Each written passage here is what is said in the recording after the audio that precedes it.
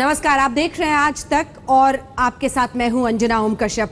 Award वापसी और वो भी एक के बाद एक तमाम कलाकारों की तरफ से, कई सारे डायरेक्टर्स हैं, लेखक हैं, इन सब के बीच एक सवाल ये कि क्या असहिष्णुता का ये माहौल मोदी विरोध के लिए या जानबूझकर मोदी के खिलाफ सियासी फायदा उठाने के लिए किया जा रहा है, इसी पर हम करेंगे चर्चा। क्योंकि कई सारे ऐसे कलाकार भी सामने आए हैं जिन्होंने कहा है कि अवार्ड वापसी करके, एक के बाद एक अवार्ड्स वापस करके सिर्फ ये जताने की कोशिश है कि सरकार के वो खिलाफ है। यहाँ यही विरोध उस वक्त कहाँ था जब 84 के दंगे हुए थे, यही विरोध उस वक्त कहाँ था जब कश्मीरी पंडितों के साथ कुछ हो रहा था, और भी कई सारी घटनाएं देश में हुई। क्या वाकई माहौल ऐसा है कि कोई बाहर निकलने से इस वक्त डर रहा है? इसी पर हम चर्चा करेंगे एक ऐसे शख्स से जिसने विरोध किया है इस तरह की अवार्ड वापसी का। जी हाँ, हमारे साथ जाने माने कलाकार अनुपम खेर जी मौजूद है। अनुपम जी, बहुत बहुत शुक्रिया आपका आज तक पर आने के लिए। मेरा पहला सवाल सर आपसे यही, धन्यवाद जी, मेरा पहला सवाल आपसे यही कि सारांश के वो अनुपम खेर, हालांकि बीच बीच में हमने आपको कई मुद्दों पर बोलते हुए सुना है, लेकिन कौन सा वो ब्रेक पॉइंट था आपके लिए जहां पर आपको लगा कि नहीं, अब मुझे बोलना होगा, अब बहुत हुआ, ये अवार्ड वापसी के जरिए एक पॉलिटिकल ब्राउनी यानी फायदा उठाने की कोशिश हो रही है? देखिए, इंसान में चेंज जो होती है वो बड़ी साइलेंट होती है, मगर वो चेंज जो आपको नजर आती है जब आप किसी एक ऐसे मुद्दे के अगेंस्ट खड़े हो जाते हैं जहां पर आपका जो मन जो है वो कहता है कि जो ये हो रहा है ये गलत है। हाँ। क्योंकि हर मुद्दे पर आदमी कमेंट नहीं कर सकता है। जब ये इसका अवार्ड वापसी का सिलसिला शुरू हुआ तो सबसे पहले नयनतारा जी ने ये अवार्ड वापस किया था साहित्य अकेडमी का, तो मैंने उनके बारे में थोड़ा पढ़ा, तो मुझे पढ़ने को उन्होंने कहा कि देश में इस समय बहुत ज्यादा इनटॉलरेंस बढ़ गई है, इसलिए मैं ये अवार्ड वापस करती हूँ। तो जब भी कोई प्रेजेंट मौके पर कोई टिप्पणी करता है तो उसका रेफरेंस पॉइंट पास्ट होता है कि भाई इस मुकाबले में आज जो है हालात जो हैं बिगड़ गए हैं या हालात अच्छे हैं। तो मैंने वो सोचा कि मैं ये किस हालात की बात कर रही हैं, आज तो ठीक ही चल रहा है सब कुछ। हाँ, ऐसे बहुत सारे दादरी का हत्याकांड हुआ और प्रशांत पुजारी की हत्या हुई, ऐसे बहुत सारे ऐसे किस्से हुए, मगर 86 में उनको अवार्ड मिला था, 84 में सिख नरसंहार हुआ था, फिर उसके बाद 75 में अपना हमारी इमरजेंसी लगी थी, हमारे बहुत सारे रायट्स हुए। तो वो मुझे लगा ये सिलेक्टिव आउटरीच है, ये सिलेक्टिव सरकार को एम्बैरेस करने के लिए ये किया जा रहा है कि अब जो है इस माहौल में पिछले 14 महीने में सरकार में ये हमारे देश में बहुत जो है छुप छुप कर बाहर निकलना पड़ेगा, बहुत परेशानी है क्योंकि त्रासदी शुरू हो गई है, सड़कों पर टैंक्स चल रहे हैं और हम आर्मी रूल के अंदर आ गए हैं। अरे क्या, मॉल पे मॉल बनते जा रहे हैं, लोग सड़कों पे बाहर निकल के घूमते हैं, आजादी से घूमते हैं। मैं पूरा देश घूमता हूँ फिल्मों के जरिए या मेरे किसी लेक्चर्स के जरिए, मुझे तो कोई ऐसा माहौल नजर नहीं आता है।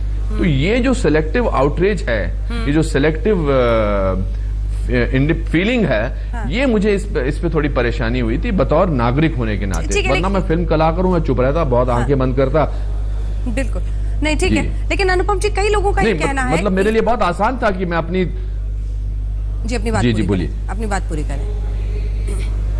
नहीं, वरना मेरे लिए एक एक्टर के लिए बहुत मुश्किल होता है, जो एक पब्लिक फिगर है वो चुप रहे तो बेटर है, क्योंकि क्यों लोगों की नजर में आए, अपना काम चले, अपनी दुकान चल रही है, सब कुछ हो रहा है, मैं क्यों बाहर आऊं। मगर दुनिया में, जिंदगी में कभी कभी एक ऐसे मौके आते हैं जब अपने आप से बाहर निकलकर अपने देश के बारे में या अपने समाज के बारे में ज्यादा सोचना बहुत जरूरी होता है। तभी लगता है कि आप एक विकसित इंसान है, आप एक रीइन्वेंट करने वाले इंसान है, वरना तो उसी ढर्रे पे लोग जिंदगी चली जाती है। एक नजरिया अनुपम जी ये भी है जिसमें लोग ये कह रहे हैं कि ये मौका इसलिए अनुपम खेर जी की जिंदगी में आया है क्योंकि उनकी पत्नी किरण खेर बीजेपी की सांसद हैं, इसीलिए वो ये पक्ष रख रहे हैं। क्या है कि लोगों को अपनी कमजोरी छुपाने के लिए कोई ना कोई ऐसी त्रुटि निकालनी पड़ती है जिससे वो खुद बेहतर महसूस कर सकें। पहली बात तो किरण जी जो हैं बहुत पढ़ी लिखी हैं और एक बहुत ही सशक्त महिला हैं, तो वो महिलाओं के बारे में ऐसा उनको मेरी जरूरत एटलीस्ट इस काम के लिए तो नहीं पड़ेगी कि मैं उनकी तरफदारी इसमें कर सकूं। हमारी शादी को 30 साल हो चुके हैं और हमने बहुत सारे उतार चढ़ाव देखे हैं, मगर मैं उनकी जो ताकत है मैं उनकी ताकत समझता हूं। मुझे बीजेपी ने कोई न्योता नहीं दिया है और जस्ट बिकॉज मैं उनका हस्बैंड हूं मुझे बोलने की जरूरत नहीं है, बल्कि मुझे तो फिर और चुप रहना चाहिए, क्योंकि मुझे लगेगा कि ये लांछन तो मुझ पर आसानी से लगाया जा सकता है। हाँ। पर ये कुछ लोग जो है जब अपना साहस दिखाते हैं, वो साहस लोगों को पसंद नहीं आता, क्योंकि वो साहस वो शीशे में देखते हैं और शीशे में उनको अपनी शक्ल नजर नहीं आती, अच्छी नहीं लगती है, तो उस शीशे को तोड़ना चाहते हैं। लोगों को बहाने चाहिए होते हैं कि यार ये जब मैंने पहली बार फिल्म की थी, सारांश फिल्म मुझे मिली थी, तो जो मेरे आसपास के जो सह कलाकार थे, जो मेरे स्ट्रगलिंग एक्टर दोस्त थे, उन्होंने कहा अरे यार बर्बाद हो गया, 28 साल की उम्र में 65 साल का कैरेक्टर कर रहा है, ये तो पूरी जिंदगी बुढ़ा ही करेगा। फिर उसके बाद जब मुझे कर्मा मिली, आखिरी रास्ता मिली, फिर उनको लगा अरे यार ये चमचागिरी करता होगा। तो वो गधे और बेटे और बाप की कहानी जो है ना, जो हमारे बचपन में दादा दादी सुनाया करते थे, उन बातों से मैं परेशान होता नहीं हूँ, क्योंकि लोगों को अपनी कमी छुपाने के लिए, अपनी कमजोरी छुपाने के लिए दूसरे पर लांछन लगाकर एक सेटिस्फेक्शन मिलती है। पर उनका ये जो तरीका है, इससे उनको शांति मिल सकती है, मगर अगर ये सच नहीं है तो मुझे इसको डिफेंड करना भी ठीक नहीं लगता है। चलिए ठीक है, अगला सवाल। आप खुद एक कलाकार हैं और एक ऐसे कलाकार हैं जो अपनी एक राय रखते हैं, जो हमने वक्त पर देखा है सामने आते हुए। अगर कुछ कलाकार, अगर कुछ लेखक ये व्यक्त करना चाहते हैं कि दादरी या फिर कुछ रैशनलिस्ट की हत्या, या फिर गाय के इर्द गिर्द राजनीति करना, या फिर शाहरुख खान पर हमला करना क्योंकि वो इंटॉलरेंस पर एक बात कर देते हैं और ये कह देना कि वो हाफिज सईद की तरह हैं, इसके खिलाफ वो विरोध जताना चाहते हैं, तो इसका हक तो है उन्हें। नहीं, बिल्कुल हक है उन्हें तो हर चीज का हक है। उनके पास वही मौलिक अधिकार है जो मेरे पास मौलिक अधिकार है जी। पर ये उन लोगों ने शाहरुख खान जी की वजह से ऐसा नहीं कहा, इन्होंने तो बोला है कि देश में इंटॉलरेंस है, इस वजह से हम ये अवार्ड वापस कर रहे हैं। तो जैसे उनका ये मौलिक अधिकार है, तो मेरा भी मौलिक अधिकार है कि मैं ये सोचूं कि ये मौलिक अधिकार या ये इंटॉलरेंस उनको इमरजेंसी में नजर नहीं आई, जब देश के एडिटर्स को, देश के दूसरे किस्म की बुद्धिजीवियों को जेल में डाल दिया गया था बिना किसी कारण के, देश के अलग अलग ऑपोजिशन के लीडर्स को जेल में डाल दिया गया था। क्या वो 84 के राइट्स में ये उनको ये सेंसिटिविटी नजर नहीं आई जब सिखों को घरों से निकाल कर जला दिया गया था, मार दिया गया था?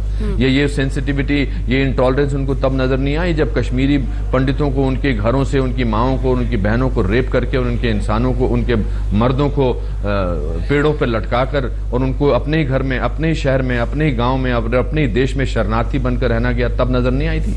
या मुजफ्फरनगर के राइट्स जब हुए थे तब नजर नहीं आई थी? या ऐसे हजारों किस्से तब नजर नहीं आई थी? अब क्या हो गया? और इनमें से बहुत सारे लोग ऐसे हैं जिन्होंने अवार्ड वापस किया, सब नहीं, बहुत सारे लोग ऐसे हैं जिन्होंने इलेक्शन 2014 से पहले ही एक पिटीशन पे साइन किया था कि हमें नरेंद्र मोदी पसंद नहीं है, इसलिए हमें इसे प्राइम मिनिस्टर नहीं बनने देना है। तो unfortunately for them, unfortunately for the country, वो प्राइम मिनिस्टर बन गए और पूर्ण बहुमत से मिले। तो मुझे लगा कि जब वो पूर्ण बहुमत से बन गए तो इनका एजेंडा चेंज हो जाना चाहिए कि यार नहीं, ये आदमी तो कुछ काम किया इसने और ये काम अपने बलबूते पर यहाँ पर प्राइम मिनिस्टर बना, एक चाय वाला, तो हमें अपना रुख जो है इसकी तरफ चेंज कर देना चाहिए और इनको 5 साल देने चाहिए कि क्या करते हैं ये। मगर उन्होंने अपना रुख बिल्कुल चेंज नहीं किया। उन्होंने अब कहना शुरू कर दिया कि जी देश में जब से ये प्राइम मिनिस्टर बने हैं तब से इंटॉलरेंस शुरू हो गई है। ये तो थोड़ी सी दुखदायी बात है। आप इसको मोदी को बदनाम करने की साजिश के तौर पर देख रहे हैं? आप इसको मोदी को खास तौर पर बदनाम करने की साजिश के तौर पर देख रहे हैं? मोदी को बदनाम करने की नहीं, देश को बदनाम करने की।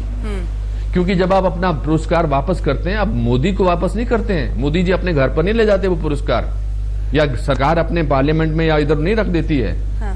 आप प्रेसिडेंट ऑफ इंडिया को की तौहीन करते हैं क्योंकि उनके हाथों से आपको वो अवार्ड मिला होता है। फोटो जो होती है घर पे लगा के रखते हैं, ये देखो मेरे को प्रेसिडेंट अवार्ड मिला है, समझ गए? और उसके साथ अपने बायोडाटा पर लिखना शुरू कर देते हैं राष्ट्रीय पदक या स्वर्ण पदक विजेता या राष्ट्रीय पुरस्कार विजेता। आप उस जूरी को इंसल्ट करते हैं जिसने आपको चुना है। आप उन टेक्नीशियंस को, एक्टर्स को जिन्होंने आपके साथ काम किया है, उनकी इंसल्ट करते हैं। आप दर्शकों की इंसल्ट करते हैं, आप देश की इज्जत करते हैं। मोदी जी की इज्जत बेइज्जती थोड़ा होती है, उनको थोड़ा घर ले जाने अवार्ड्स। लेकिन अनुपम जी, आप खुद भी कहेंगे कि दादरी गलत था, गाय का राजनीति के लिए इस्तेमाल करना बिल्कुल गलत था, गलत है, बिल्कुल गलत था, बिल्कुल गलत है। बिल्कुल डंके की चोट पे कहता हूं जो गलत है। कोई भी हत्या किसी भी धर्म के इंसान के, सुनिए मेरी बात, किसी भी धर्म पे किसी भी इंसान की हत्या करना बिल्कुल गलत है। ये प्रशांत पुजारी की हत्या बिल्कुल गलत है। दादरी में जो अखलाक के साथ हुआ बहुत बहुत बहुत ज्यादा गलत है। शाहरुख खान के खिलाफ जो योगी आदित्यनाथ ने कहा बिल्कुल गलत है। बिल्कुल उनको इस तरह के तुच्छ विचार प्रकट नहीं करने चाहिए थे, उनको कोई हक नहीं है। बल्कि इस तरह के लोग बीजेपी की सरकार के लोगों का जो एक विकास की योजना बना रहे हैं वो डिरेल करते हैं। लेकिन जब खुद बीजेपी अध्यक्ष ऐसे लोगों के लिए अनुपम जी ठीक है, लेकिन जब खुद बीजेपी अध्यक्ष बिहार में ये कह देते हैं कि अगर बीजेपी हार गई तो पाकिस्तान में पटाखे फोड़े जाएंगे, इसका क्या अर्थ है? क्या ये पोलराइज कर, तो क्या जो लोग महागठबंधन के लिए वोट करेंगे वो पाकिस्तान के लोग हैं या पाकिस्तान के लिए एलिजियंस रखते हैं? नहीं, आई डोंट थिंक इसका जवाब तो वो ही दे सकते हैं उन्होंने ऐसा क्यों कहा, क्योंकि मैंने ये अपने कानों से नहीं सुना। पर अगर मैं आपकी बात मान लूं तो शायद उनको ऐसा नहीं कहना चाहिए था, मे भी उनको ऐसा नहीं कहना चाहिए था। मगर बयानबाजी हर दल करता है और हर पॉलिटिक्स आजकल बयानबाजी के अलावा कुछ रह ही नहीं गई है अनफॉर्चुनेटली। हर पार्टी में कुछ ना कुछ इस तरह के एलिमेंट्स हैं जो कुछ भी जो उनके मन में आता है बोल देते हैं। आप कुछ अगर आप देखा जाए तो लालू प्रसाद यादव जी बोलते हैं कि हेमा मालिनी जी की जो उम्र है वो 70 के ऊपर हो गई, अब इनको गुजरात में प्रचार करने के लिए भेजना अच्छा नहीं है। क्या ये शोभनीय बात है? या दिग्विजय सिंह जब बोलते हैं पार्लियामेंट में किसी अपनी कुलीग के बारे में, किसी पार्लियामेंट में किसी अपनी कुलीग के बारे में बोलते हैं बहुत टंच माल है, वो क्या शोभनीय बात है? तो ये हर पार्टी में कुछ ना कुछ इस तरह के लोग हैं जो पूरे पार्टी को बदनाम करते हैं, कुछ पूरे देश को बदनाम करते हैं और पूरे देश को एक डिफेंसिव लॉट में ले जाते हैं। तो बिल्कुल बकवास बात की थी योगी आदित्यनाथ ने जो शाहरुख खान साहब के बारे में ऐसा बोला। बहुत अच्छा है कि जो गलत है वो गलत है, मेरे कोई सडनली मुझे इतने खुलकर आप उसका विरोध कर रहे हैं। इसमें जो देखिए मेरे दादा कहा करते थे, if you are telling the truth you don't have to remember it. तो मेरा कोई एजेंडा नहीं है, जो गलत है वो गलत। एक और आरोप है और वो ये है कि अब अनुपम खेर जी की नजर राज्यसभा सीट पर है, इस पर आपका जवाब? देखिए मैं अगर बिना किसी झिझक के किसी भी बारे में बात कर रहा हूं तो इसलिए कर रहा हूं क्योंकि मुझे किसी से कुछ नहीं चाहिए। मैं बार बार अपने दादा का जिक्र इसलिए करता हूं क्योंकि मैंने बचपन के 16 साल उनके साथ गुजारे हैं।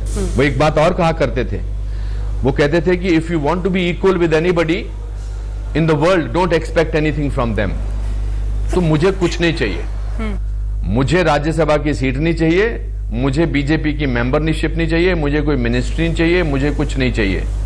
मगर सच को बोलने के लिए मेरा वो मामला गड़बड़ हो जाएगा अगर मैंने ये कुछ भी एक्सेप्ट कर लिया। और अगर मुझे कोई अवार्ड मिलता है और मैं सर आंखों पर लूंगा क्योंकि वो मेरी मेहनत के लिए मिलेगा। और एक अब तो ये हो गया है कि अगर कहीं से गलती से कहीं जी बोलिए आप अपनी बात पूरी करें क्योंकि मुझे लगता है आप कुछ दिलचस्प बता रहे थे। नहीं, मुझे लगता है कि एक कोटा होता है जो कलाकारों के लिए होता है 12 लोगों को, मगर मैंने जिसमें कि सरकार या मतलब प्रेसिडेंट अपनी तरफ से कुछ लोगों को चुनते हैं, वो अगर उसके कहीं चांसेस थे तो वो भी मैं चांसेस कोई एक्सेप्ट ही नहीं करना चाहता क्योंकि मुझे मेरी ताकत का अंदाजा इस बात से हो गया है कि आज अगर हमारे कल के मार्च में करोड़ों लोग हिंदुस्तान से मैसेज भेज रहे हैं हम सबको कि हम आपके मार्च में शामिल होना चाहते हैं, और अगर आज India is tolerant hashtag number 1 पे चल रहा है, वो सिर्फ इसलिए चल रहा है कि मेरे ख्यालात करोड़ों हिंदुस्तानियों के साथ मिलते जुलते हैं। तो ताकत सच में जो होती है वो किसी पोजीशन में थोड़ा होती है। हमसे बात करने के लिए अनुपम जी आपका बहुत बहुत शुक्रिया। और वाकई अवार्ड्स लौटाना या उसे देना देश इन सब से बहुत बड़ा होता है, देश की छवि इन सब से बहुत ऊपर होती है और ऐसा ही रहना भी चाहिए। देश दुनिया की बाकी खबरों के लिए आप देखते रहिए आज तक।